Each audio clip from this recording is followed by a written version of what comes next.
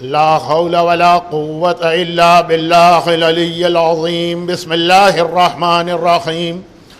الحمد لله الملك الحق المبين، والصلاة والسلام على حبيب إله العالمين أبي القاسم محمد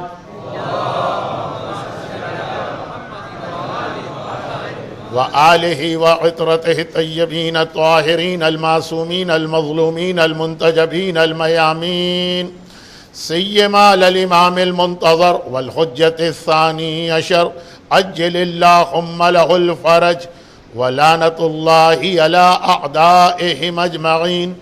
أما بعد، فقد قال الله عز وجل في كتابه المبين وفرقانه المتين وقرآنه المجيد وقوله الحق. بسم الله الرحمن الرحيم. يا أيها الذين آمنوا كتب عليكم الصيام كما كتب على الذين من قبلكم لعلكم تتقون. وقال سبحانه وتعالى إنا أعطيناك الكوثر فصل لربك وانحر إن شانئك هو الأبتر.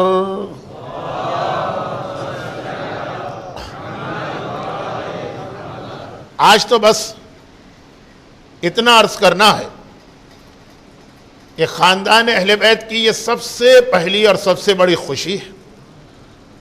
وہ امام اس دنیا میں تشریف لا رہا ہے جو ایک طرف اللہ کی توحید کو بچا رہا ہے، دوسری جانب اپنے جد محمد کی رسالت کو بچا رہا ہے، تیسری طرف آنے والے امام زمانہ کے لیے پریپریشن اور تیاریاں کروا رہا ہے، چوتھی طرف 21 سینچری میں رہنے والے مومن کے ایمان کو پروٹیکٹ کر رہا ہے. عید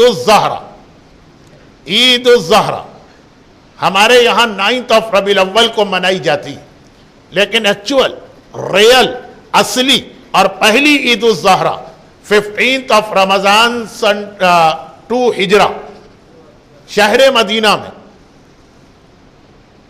یہ صحیح معنوں میں ریل اور ایکچول عید الزہرہ آج کی رات ہے، جب اپنی ولادت کے بعد فاطمہ جس دن سے پیدا ہوئی ہیں، مصیبتیں، ٹرائل، پریشانیاں، امتحان، یہ آج پہلی خوشی فاطمہ کے گھر میں آ رہی ہے اس امام معصوم کے اس دنیا میں آنے کی وجہ سے. وہ امام معصوم ایک بہت اہم ہمارا سبجیکٹ آنے والے 10 دن یا 12 دن میں سے ایک اسپیچ میں آئے گا، اور آلدو یہ چیز بہت آج کل ریپیٹ کی جا رہی ہے، پھر بھی اس کی اتنی امپورٹنس ہے کہ اسے اور ریپیٹ ہونا چاہیے، یعنی تربیت اولاد. اس حوالے سے صرف ایک جملہ کہ یہ بھی آپ کے علم میں ہے کہ فاطمہ کس کا نام ہے. فاطمہ اس ذات کا نام ہے کہ جس کے یہاں 15 رمضان کو فجر کے بعد حسن مجتبیٰ کی ولادت ہوئی ہے، مگر اس دن بھی اس کا روزہ نہ ٹوٹا ہے، نہ قضا ہوا ہے، نہ اس کو روزہ چھوڑنا پڑا. بطول کے یہی میننگ تو ہے نا، بطول کا یہی مطلب تو ہے نا کہ بیٹے کی ولادت ہوئی، ماں روزے کے عالم میں ہے، اس ماں کا روزہ یہ کنٹینیو رہا. اور اس جملے کے کانٹیکس میں تربیت اولاد کے کچھ اہم میسیجز ماؤں کے لیے، لیکن بعد میں. تو 15 رمضان 15 رمضان وہ رات ہے کہ جس رات کے اینڈ پر عید الزہرہ، صحیح معنوں میں آج فاطمہ زہرا کے گھر میں خوشی. تمام صاحبان ایمان کو یہ خوشحالی مبارک ہو، اللہ کے رسول کو، مولائے متقیان کو جن کا وارث و جانشین آیا ہے، فاطمہ زہرا کو جس نے اپنی ولادت سے لے کے آج کی رات تک دنیا کے اعتبار سے کہہ رہا ہوں کوئی خوشی کا دن نہیں دیکھا. لیکن جو 4 جملے میں بہت جلدی کہہ گیا، ذرا سا اس کی ایکسپلینیشن یا وضاحت، اسپیشلی لاسٹ 2 جملے. حسن مجتبیٰ، میں نے ایک جملہ یہ کہا کہ اللہ کی توحید کو بچا رہا. تمام روایتوں میں ایک بات تو ہے نا جو دعا افتتاح کے اینڈ میں بھی آپ پہلی رمضان سے سن رہے ہیں کہ یہ زمانہ فتنوں کا زمانہ، آخری زمانہ. اللہم انا نشکو الیک فقد نبینا وغیبت ولینا وقلت عددنا وکثرت عدونا وشدت الفتن. دعائے افتتاح میں آپ فرسٹ آف رمضان سے سن رہے ہیں. فتنوں کا زمانہ، فتنے بڑھتے چلے جا رہے ہیں. جیسے جیسے ظہور امام قریب آ رہا ویسے ویسے فتنے اور بڑھیں گے. اور ان فتنوں میں سے ایک فتنہ ہماری قوم کے لیے ایسا، اور وہ یہ ہے کہ ہماری قوم نصیریت بہت زیادہ بڑھتی جا رہی ہے. مولا نے اپنے بڑے سے بڑے دشمن کو معاف کیا، نصیری کو معاف نہیں کیا ہے. نصیری کو علی نے پنش کیا، کیونکہ نصیری علی کی ساری زندگی کے مشن کو ختم کر رہا ہے. علی کی ساری زندگی کا مشن ہے توحید. اور خاص طور پر آج کل جو ہمارے یہاں قصیدے پڑھے جا رہے ہیں، پہلے قصیدوں میں صرف ایک پرابلم ہوتا تھا، ان کا اسٹائل گانے کا ہوتا تھا. لیکن ذرا سے بھی ریلیجس نالج رکھنے والا جو تھا وہ فوراً الرٹ ہو جاتا تھا کہ نہیں، یہ قصیدہ غلط ہے، یہ تو گانا. اب قصیدے کا کانٹیکسٹ، بہت سارے لوگوں کو یہ بھی نہیں پتا ہوتا کہ وہ جو شعر پڑھ رہے ہیں قصیدے میں اس کا مطلب کیا. اس کی ورڈنگ بڑی اچھی لگتی، لیکن چونکہ یہ ایسٹ افریقہ کا پرابلم نہیں، اس لیے میں اس کو بہت جلدی امام حسن کے حوالے سے بات کر رہا ہوں. صرف یہ عرض کر دوں کہ 3 سال پہلے پاکستان کے ایک شہر میں 15 رمضان کا جشن میں پڑھ رہا تھا، اور مجھ سے پہلے جس شاعر نے اپنا قصیدہ ختم کیا، اس کے قصیدے کا تھیم ایک ہی جملہ تھا کہ آج تو نصیری کے خدا کا بیٹا آ گیا، خدا کا بیٹا، خدا کا بیٹا. اور میں نے وہیں سے سورہ قل هو اللہ کی تلاوت کر کے کہا کہ نصیری جو علی کو خدا کہتے ہیں، حسن مجتبیٰ کی ولادت سب سے بڑا جواب ہے ان نصیریوں کو. توحید کا پروٹیکشن ہے، اس لیے کہ اللہ کی خاصیت یہ ہے کہ قل هو اللہ احد اللہ الصمد لم یلد ولم یولد. اس کے یہاں کہ بیٹا پیدا نہیں ہو سکتا، جس کے یہاں بیٹا پیدا ہو رہا ہے، یہ دلیل اس بات کی ہے کہ یہ اللہ نہیں، اللہ کوئی اور. حسن مجتبیٰ اس دنیا میں آئے علی یا مرتضیٰ کے گھر میں. علی حسن کے باپ ہے، اس کا انکار کوئی نہیں کر سکتا ہے. اور علی اگر حسن کے باپ ہیں تو اس کا مطلب یہ ہے کہ علی اللہ نہیں ہے، اللہ رب العالمین کوئی اور. محمد کی رسالت کے بارے میں تو ہر ایک کو پتا. مکے کے تمام کافر، ان کو ایک ہی چیز کا سیٹسفیکشن، اور تمام مسلمانوں کو پر ایک ہی چیز بار بار پرابلم میں ڈال رہی. ہٹلر کے انفارمیشن منسٹر نے کہا تھا نا گوبلز کہ جھوٹ اتنا بولو، بار بار بولو، بار بار بولو کہ سننے والوں کو وہ ایک سچ لگنے لگے. مکے کے کافروں نے بار بار یہ کہا کہ اے مسلمانوں، سورہ عنکبوت ابھی شب قدر میں آپ پڑھنے والے، اور شاید میرے اسپیچ سے پہلے جو انگلش اسپیچز ہوئی اس میں بھی سورہ عنکبوت شاید سبجیکٹ کا ٹاپک تھا. تو سورہ عنکبوت میں اس کی ڈیٹیل ہے کہ بار بار ایک ہی ٹونٹنگ ہو رہی تھی. کیا ہے مسلمانوں، تم نے اپنے باپ دادا کا مذہب چھوڑا، ایک ایسے آدمی کی بات پہ رلائی کیا، یعنی محمد صلی اللہ علیہ وسلم، ایک ایسے آدمی کی بات پہ بھروسہ کیا جس کی اپنی کوئی اولاد ہی نہیں ہے. وہ مر جائے گا، اس کا ریلیجن یہیں پہ ختم ہو جائے گا. تم یہ بتاؤ کہ تمہیں کیا بینیفٹ ہوگا. تم اپنی کمیونٹی سے نکال دیے گئے، تمہاری ممبرشپ کینسل کر دی گئی، تمہیں کمیونٹی کی کسی گیدرنگ میں نہیں آنے دیا جاتا. کتنے دن تم ایک ساتھ اپنا ایک چھوٹا سا گروپ بنا کے بیٹھے ہو، کتنے دن.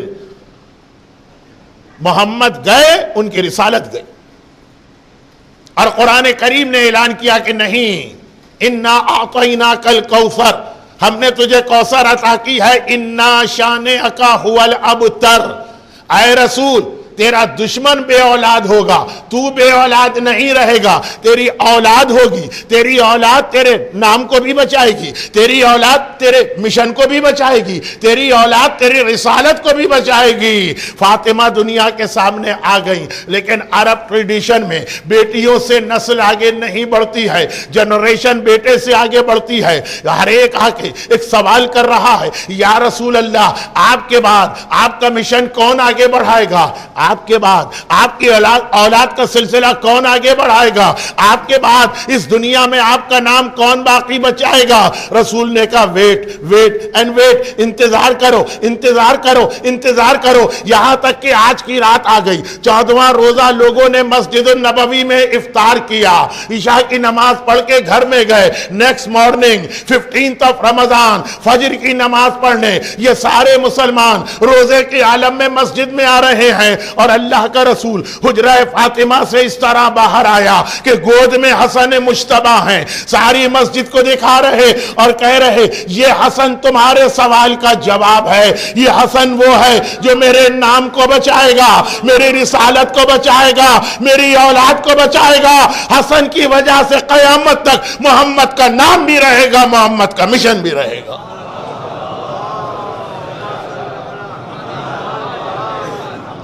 اللہ کی توحید بچ رہی ہے، لم یلد ولم یولد، محمد کی رسالت بھی بچ رہی، محمد کا مشن بھی بچ رہا، محمد کی اولاد بھی بچ رہی حسن مجتبی کے ذریعے سے۔ اور پھر ایک جملہ میں نے شروع میں نے 4 جملے کہے تھے، آج کی ساری اسپیچ انہی 4 جملوں کی ایکسپلینیشن یا تفسیر۔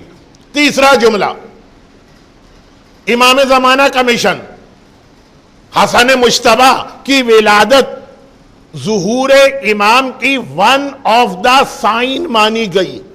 تو آخری زمانے کا سب سے بڑا پرابلم ہے ایمان۔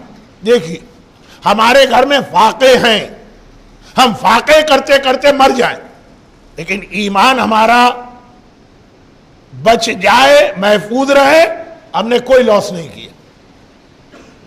ایک بم کے دھماکے میں ہماری ساری فیملی شہید ہو جائے، لیکن ایمان رہے، کوئی نقصان نہیں۔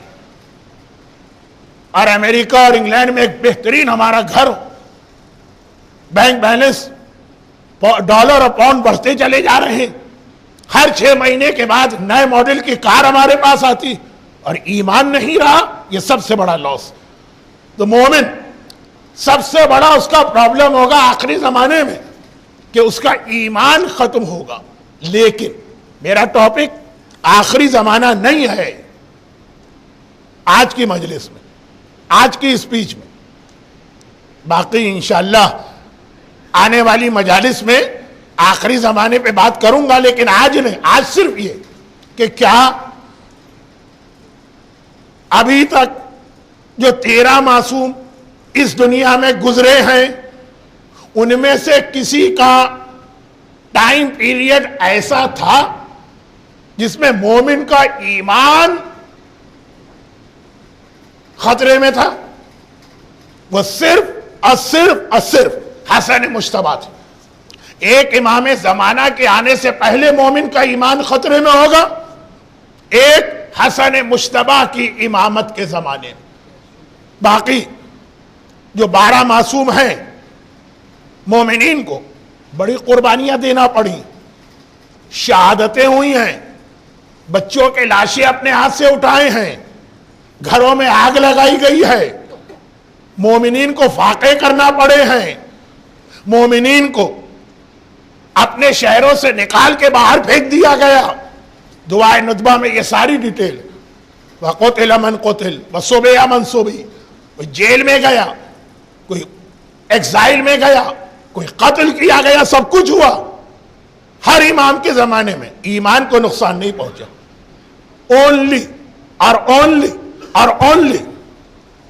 حسن مجتبی 13 معصومین میں وہ معصوم ہیں جن کے زمانے میں مومن کا ایمان مارکیٹ میں خریدا جا رہا تھا۔ حسن مجتبی اپنے زمانے کے مومن کو ایمان کو بچا رہے، آسان نہیں ہے۔ ایک طرف معاویہ، کیش لے کے بیٹھا ہے ڈالر پاؤنڈ، سامنے حسن مجتبیٰ۔ یہ تیسرا جملہ، عید الزہرا، زہرا کے گھر کی خوشی ہمارے لیے اس لیے زیادہ اہم بنتی ہے کہ حسن مجتبیٰ نے سب سے زیادہ غیبت امام کے مومنین کی ہیلپ کی، انہیں وہ لائن آف ایکشن دی، انہیں وہ طریقہ دیا جس کے ذریعے سے وہ اپنے آپ کو آخری زمانے کے معاویہ کے ہاتھ سے بچا سکتے ہیں۔ آخری زمانے کے یزید سے بچنا آسان ہے، جو تلوار لے کے گردن کاٹنے آتا۔ بحرین میں ایک مومن کا ایمان بھی خطرے میں پڑا؟ نہیں۔ سعودی عرب میں ایک مومن کا ایمان بھی خطرے میں پڑا؟ نہیں۔ سیریا میں ایک مومن کا ایمان بھی خطرے میں پڑا؟ نہیں۔ عراق میں ایک مومن کا ایمان بھی خطرے میں پڑا؟ نہیں۔ کراچی میں ایک مومن کا ایمان بھی ختم ہوا؟ نہیں۔ کوئٹہ میں ایک مومن کا ایمان بھی کمزور پڑا؟ نہیں۔ وہاں تلوار لے کے یزید کھڑا ہے، اس سے مومن اپنے آپ کو بچا رہا۔ نارتھ امریکہ میں لوگوں کے ایمان ختم ہو رہے۔ کینیڈا کے اندر آپ کو نظر آئے گا کہ کیسے کیسے ریلیجس و متقی گھرانے ایسٹ افریقہ والے وہاں پہنچے تھے، اس وقت کیا ان کے گھر کی حالت، وہاں ایمان ختم ہو رہے۔ اس لیے کہ جو لسٹ میں نے شروع میں بتائی، ٹائم نہیں ہے اسے ریپیٹ کروں گا، وہ یزید کی پالیسی چلی جا رہی۔ حسین اتنی بڑی قربانی دے گئی کہ اب قیامت تک یزید تو کبھی کامیاب نہیں ہوگا۔ لیکن نارتھ امریکہ، لیکن یورپ، لیکن آسٹریلیا، لیکن نیوزی لینڈ، وہاں معاویہ کی پالیسی چل رہی، بہلا کر، پھسلا کر، عیش و آرام کا عادی بنا کر لوگوں کے ایمان کو خریدو۔ حسن نے اس کو بچایا دو چیزوں کے ساتھ۔ ایک چیز آج بتا رہا ہوں اور بس آج کی اسپیچ ختم، ایک کل۔ پہلی چیز یہ کہ حسن نے دین کو بہت ہی آسان کیا، ایزی۔ دین جتنا آسان ہوگا اتنا اس کی پریکٹس کرنا آپ کے لیے اچھا ہوگا۔ یہ حسن تھے۔ عرفات کا میدان ہے، حج کا زمانہ، حج کا دن، بس یہ میرے آخری جملے۔ حسن نے دین کو بڑا آسان کیا۔ یہاں پہ ایک جملہ میں اور کہہ دوں، اگرچہ اس کی ڈیٹیل مولا کی شہادت کی مجلسوں میں آ سکتی، کیونکہ وہ اصل میں تو مولا سے کے بارے میں، مولا جیسا متقی انسان کون ہے دنیا میں، لیکن بار بار مولا اپنے چاہنے والوں سے کہتے تھے میری کاپی نہ کرنا۔ علی کا فوڈ کہا تم ایسا کھانا نہیں، علی کا مکان کہا تم ایسا مکان نہیں لینا، علی کا ڈریس کہا تمہارے لیے یہ نہیں ہے، علی کی نماز کہا تمہیں ایسی نماز نہیں پڑھنا ہے۔ علی بار بار چاہنے والوں کو بتا رہے کہ میری کاپی نہ کرنا، لیکن اب دیکھیے کیسے پاسبل۔ علی والا تو علی کی محبت میں اتنا ڈوبا ہوا اسے پتہ بھی نہیں چلے گا، وہ خود بخود علی کی کاپی کرتا چلا جائے گا۔ اب علی کیا کرے، اپنے آپ کو چینج کر دے؟ نہیں، علی کی ایک ڈیوٹی یہ حسن مجتبیٰ نے کیا کیا کہ جو میرے بابا کی جو سیرت ہے وہ ایز اٹ از تمہارے لیے نہیں ہے، تم اس پہ عمل کرو گے 21 سینچری کے مومن کے لیے پریشانی ہو جائے گی۔ دین کو اتنا ایزی بنا دو کہ آخری زمانے کے مومن کے لیے بھی دین پہ عمل کرنا آسان ہو جائے۔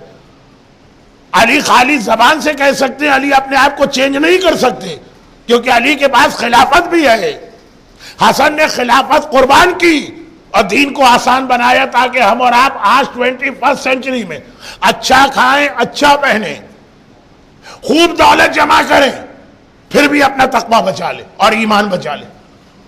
عرفات کا میدان، حج کا دن، ایک راوی اس کا دل چاہا کہ میں یہ حج اپنے اماموں کے ساتھ کروں، تو زمانہ امام حسن کا تھا، وہ گیا۔ آپ کو معلوم ہے نا، ہر سال آپ حج پہ جاتے ہیں کہ امام حسن اپنا ٹینٹ کہاں لگاتے تھے، ابھی تک وہ جگہ ہے، کب ختم ہو جائے ہمیں نہیں معلوم، ابھی تک ٹل لاسٹ حج ہم نے اپنے گروپ کو زیارت کرائی، یہ ہے امام حسن کا خیمہ۔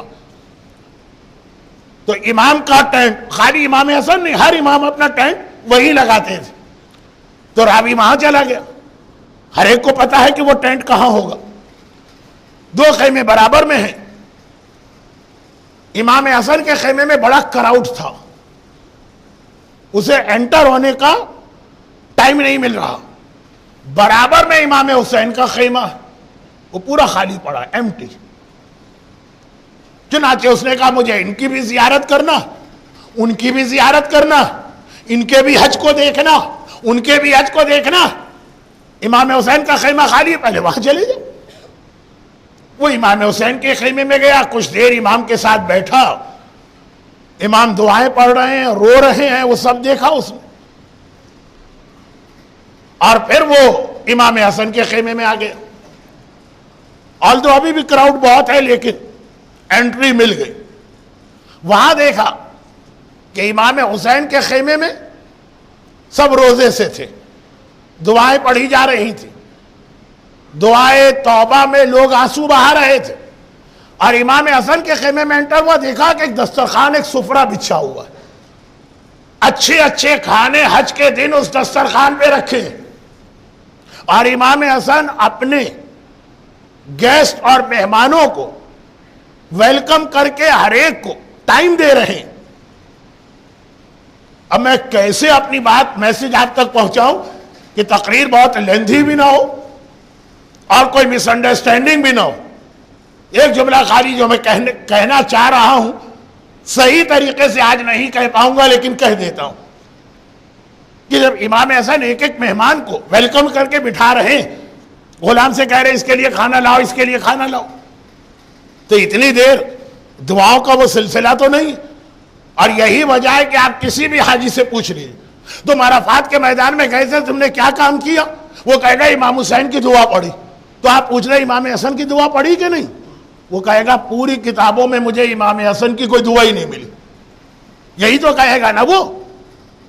آپ کی میجورٹی تو آج کر کے آئی، امام حسین دعا پڑھ رہے ہیں، عرفات کی امام حسن کھانا کھلا رہے.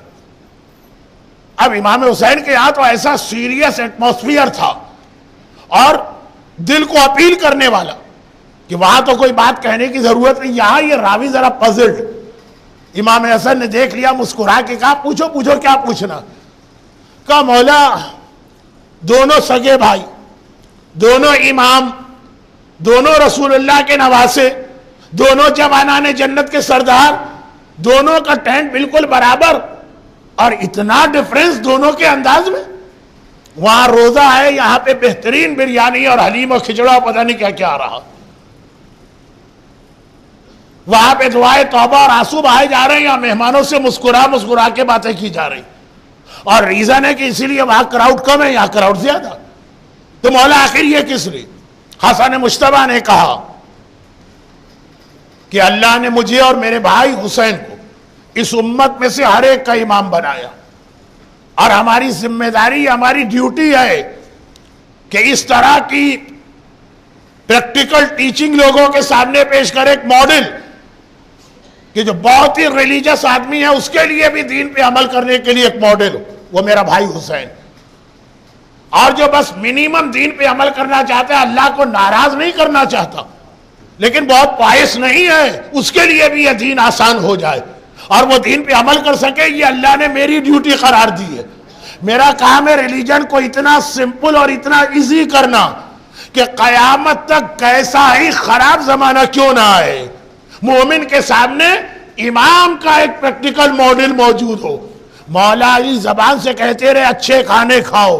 مومن نے کہا لیکن مولا آپ کے دسترخوان کی سوکھی روٹی دیکھ کر ہم کہاں سے اچھا کھانا کھائیں. حسن اپنے دسترخوان پر وہ بریانی بھی لائے، وہ کھچڑا بھی لائے، وہ دال چاول بھی لائے، جو جہاں کی اچھی غذا ہے، اور خود بھی بیٹھ کے کھایا. کہا دین کو آسان کرنا کیوں؟ وائی آخری زمانے میں ایمان اسی وقت بچے گا جب آپ اپنے بچوں کے لیے آسان دین بنا کے پیش کریں. نو کمپرومائز آن واجبات، نو کمپرومائز آن حرام، لیکن وداؤٹ اینی کمپرومائز دین کو آسان کیجئے. رحمتک یا ارحم الراحمین وصلی اللہ علی محمد وآلہ صالح الطاهر